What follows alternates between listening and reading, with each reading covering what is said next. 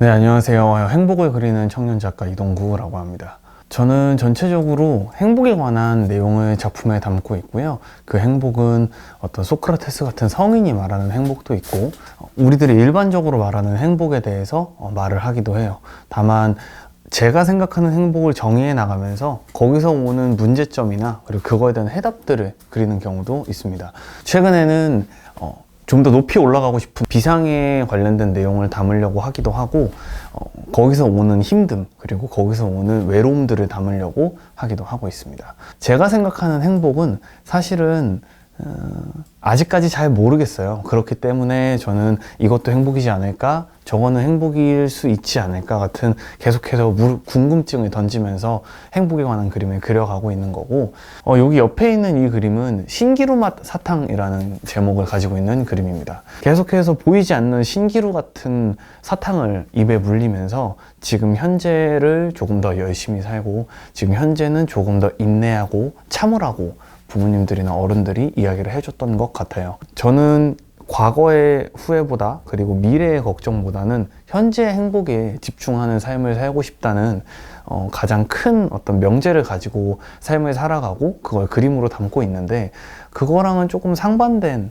내용의 가르침들을 지금까지 받아왔고, 지금 좀 참고 다음에 좀 더 도모하자, 다음을 위해서, 미래를 위해서 지금은 조금 더 쾌락을 참아보자 같은 계속해서 인내 그리고 참음, 통제 이런 것들에 집중을 하면서 계속해서 삶을 살아왔던 것 같아요. 제가 가지고 가는 행복에 관한 명제와 제가 실제로 살아가는 삶이 조금 너무 상반된 결을 가지고 있지 않을까 해서 여기서 오는 모순점을 그렸던 게 이 신기루맛 사탕에 관련된 내용입니다. 앉아서 조언을 해주시고 그 다음에 충고를 해주시는 어르신들의 모습을 그렸던 거였어요. 이 신기루 맛이라는 것을 표현하기 위해서 머리에는 뜬구름 잡는 이야기 또는 어떤 신기루 보이지 않는 것, 안개 같은 오묘한 것들을 표현하기 위해서 이렇게 머리 색깔과 그 다음에 머리의 모양을 구름과 비슷하게 형상화를 했고요.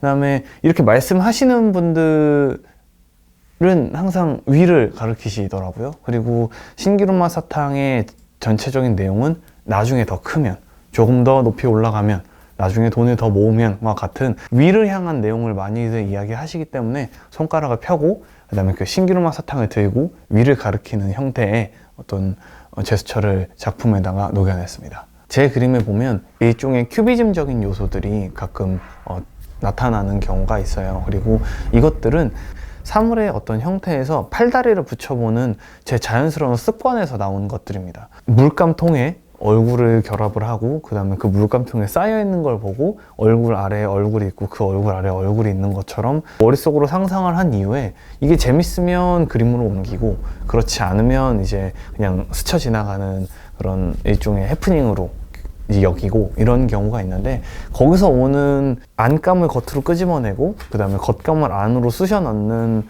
해체 재해석의 형태가 작품에 발현된다고 생각을 하시면 좋을 것 같습니다. 제 그림에 영향을 주는 건 굉장히 일상적인 것들이라고 말씀드릴 수 있을 것 같아요.